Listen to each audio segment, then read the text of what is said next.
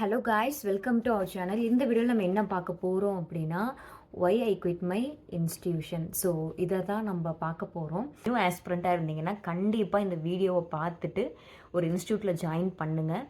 ஏன்னா இது ரொம்பவுமே இம்பார்ட்டண்ட்டான வீடியோ. ஏன்னா இந்த இஷ்யூ எல்லாமே நான் ஃபேஸ் பண்ணியிருக்கேங்க. ஏன்னா அமௌண்ட் வந்துட்டு சும்மா வர்றது கிடையாது.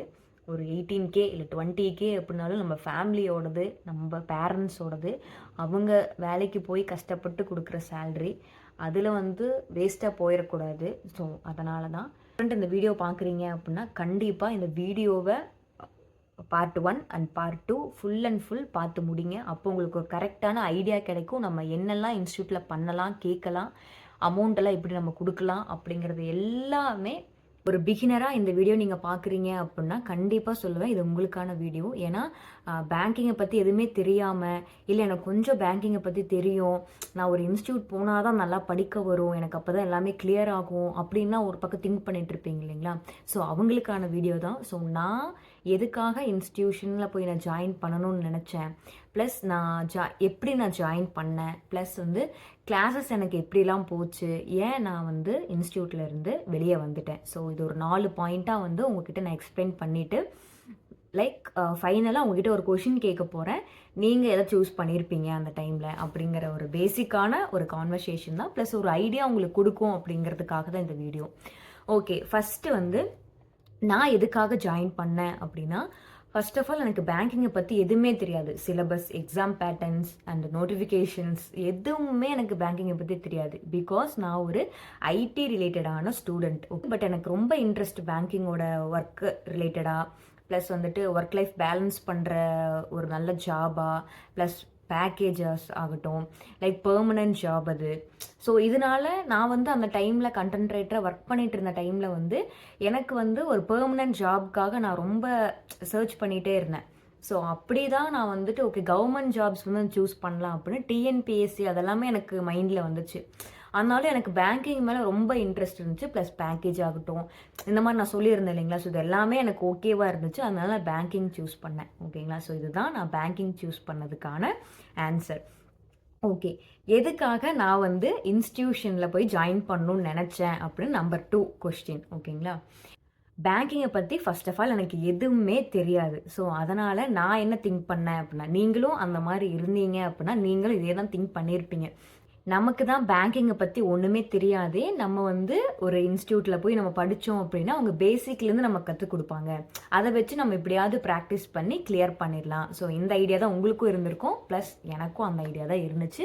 20 பீப்புள்ஸ் ஒரு பேட்சாக கன்வெர்ட் ஆகியிருக்காங்க அப்படின்னா அந்த 20 பீப்புள்ஸில் நான் ஈஸியாக மெர்ஜ் ஆகிடுவேன். ஓகேங்களா? ஸோ எனக்கு டவுட்ஸ் ஆகட்டும், ஏதாவது கொஷின்ஸ்னாலும் என் ஃப்ரெண்ட்ஸ் கிட்ட கேட்பேன், இல்லை அப்படின்னாலும் டைரெக்டாக அந்த எந்த ஃபேக்கல்ட்டியும் அவங்ககிட்ட போய் கேட்குறது உண்டு. ஓகேங்களா? இதுவே ஒரு 100 பீப்புள்ஸ் இருந்தாங்க அப்படின்னா அந்த இது நான் கேட்க மாட்டேன். ஏன்னா ஃப்ரீயாக கேட்குறதுக்கு எனக்கு பயமாக இருக்குது. 100 பேர் இருக்காங்களே, நான் எப்படி கேட்க முடியும் அப்படிங்கிற ஒரு பயம் இருக்குது எனக்கு.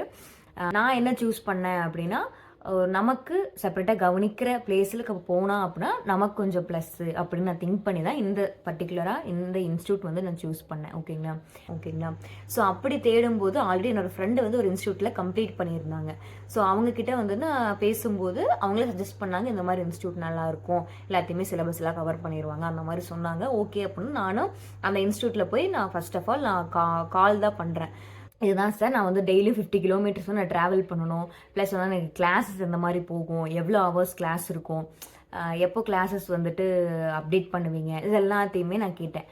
ப்ளஸ் அவங்கக்கிட்ட இருந்து எனக்கு என்ன ஆன்சர் வந்துச்சு அப்படின்னா, உங்களுக்கு எல்லா இன்ஸ்டியூட்லேயும் சொல்கிறது தான். ஓகேங்களா? 3 மந்த்ஸில் உங்களுக்கு எல்லா சிலபஸுமே கவர் பண்ணிடுவோம், அதுக்கப்புறம் உங்களோட எஃபர்ட்டில் தான் இருக்குது அப்படின்னு சொன்னாங்க. சரி, ஓகே சார், 3 மந்த்ஸில் சிலபஸ்னால் இருக்க டாபிக்ஸ் எல்லாத்துலேயுமே quants, reasoning, English and current affairs மட்டும் டெய்லி கரண்ட் அஃபேர்ஸ் பற்றி அவங்க இன்ஃபார்மே பண்ணலை. பட் இந்த 3மே உங்களுக்கு 3 மந்த்ஸில் கம்ப்ளீட் பண்ணிடுவோமா அப்படின்னாரு. ஓகே சார் அப்படின்னு சொல்லியாச்சு. அதுக்கப்புறம் என்னோடய ஃப்ரெண்டு அங்கே படித்தா அந்த மாதிரி சொல்லும்போது ஓகே அப்படின்னு எல்லாமே சால்வ் ஆயிடுச்சு. நான் ஜாயின் பண்ணுறேன்.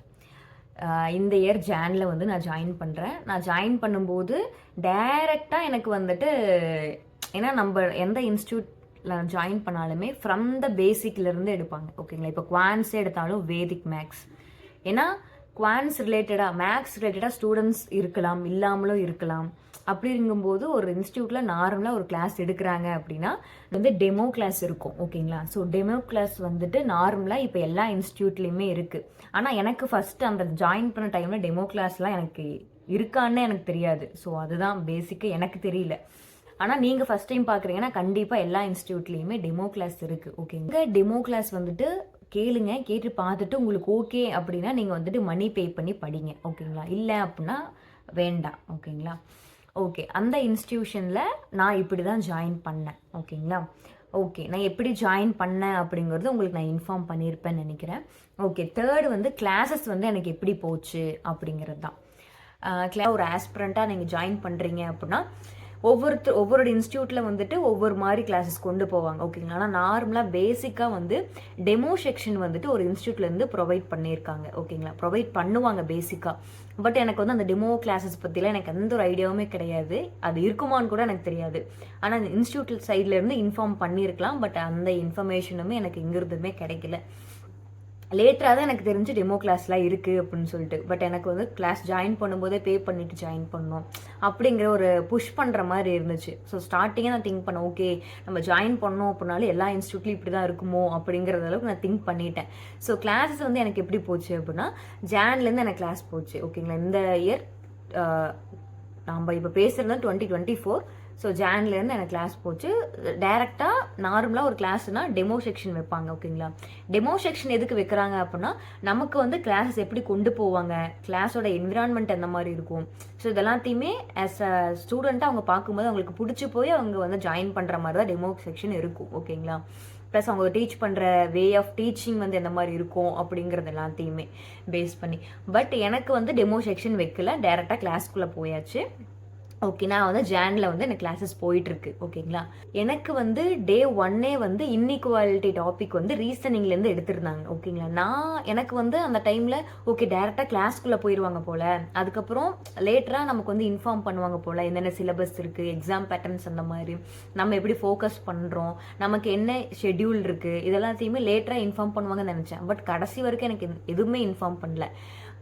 ஏன்னா செகண்ட் ஒன் வந்து நம்மளோட பேங்கிங் சிலபஸை பற்றி அவங்க எக்ஸ்பிளைன் பண்ணணும். ஓகேங்களா? ஏன்னா நம்ம ஆல்ரெடி பேங்கிங்கில் வந்து இருக்காங்க அப்படின்னா உங்களுக்கு தெரியும். ஆனால் இல்லை பேங்கிங்கை பற்றி எனக்கு எதுவுமே தெரியாதுன்னு என்ன மாதிரி வர ஸ்டூடெண்ட்ஸும் இருப்பாங்க இல்லைங்களா? அவங்களுக்கு வந்து நார்மலாக நம்ம எல்லா இன்ஸ்டியூட்லேயுமே பேசிக்காக வந்து பேங்கிங்கோட சிலபஸ், பேங்கிங்கோட exam patterns and notification exams எல்லாம் எந்த மாதிரி வரும், நம்ம எப்படி ப்ரிப்பேர் பண்ணுறது, நம்ம எப்படி இந்த கிளாஸஸ் எல்லாம் கொண்டு போகிறோம், அந்த ஷெட்யூல்ஸு இதெல்லாத்தையுமே நார்மலாக வந்து அவங்க எக்ஸ்பிளைன் பண்ணியிருக்கணும். ஓகேங்களா? பட் நானுமே அந்த டைமில் கேட்கல. ஏன்னா என்னோட சைட்லேயும் மிஸ்டேக்ஸ் இருக்குது. ஏன்னா எனக்கு தெரியாததில் இருக்காங்கிறது எனக்கு லேட்டராக தான் தெரியும். அதனால் அப்படியே விட்டாச்சு. டைரெக்டாக எனக்கு வந்து இன்இக்வாலிட்டி டாப்பிக்லேருந்து போச்சு ரீசனிங். ஒரு 5 டாபிக்ஸ் அதில் வந்துட்டு 5 or 4 டாபிக்ஸ் போச்சு. ஓகேங்களா? எல்லாமே பேசிக்ஸ் தான். லைக் எப்படின்னா இன்இக்வாலிட்டி போச்சு, சிலோஜிசம் அண்ட் பிளட் ரிலேஷன், அதுக்கப்புறம் பிளட் ரிலேஷனே 2 days போச்சு. அதுக்கப்புறம் சீட்டிங் அரேஞ்ச்மெண்ட், அது வந்து பேசிக் லைனரோடது போச்சு. அவ்வளோதான். ரீசனிங்கில் சொல்ல போனால் எனக்கு இவ்வளோதான் போச்சு. அதுக்கப்புறம் எஸ்பிஐயோட எக்ஸாம் போயிட்டு இருந்துச்சு. ஓகேங்க, எக்ஸாம் வரப்போகுது. அதுக்கு முன்னாடி இருந்தாங்க இல்லைங்களா, கம்ப்ளீட் பண்ண ஸ்டூடெண்ட்ஸ்க்கு வந்து ரிவிஷன் போச்சு. ஸோ அவங்களுக்கு ரிவிஷன் வந்து இங்கிலீஷோட ரிவிஷன் அந்த மாதிரிலாம் போயிட்டு இருந்துச்சு. அதில் நீங்கள் அவங்க கூட நீங்கள் ஜாயின் பண்ணிக்கோங்க அப்படின்னாங்க. எனக்கு ஒன்றுமே புரியல. ஏன்னா எனக்கு இப்போ தான் ஒரு 1 வீக்கில் ஒரு 5 கிளாஸஸ் போச்சு. அப்படின்னா கண்டினியூஸ் எல்லாம் முடியல, பிரேக் எடுத்து அப்படி தான் போச்சு. இடையில இந்த இங்கிலீஷ் கிளாஸ்லாம் வச்சுருந்தாங்க.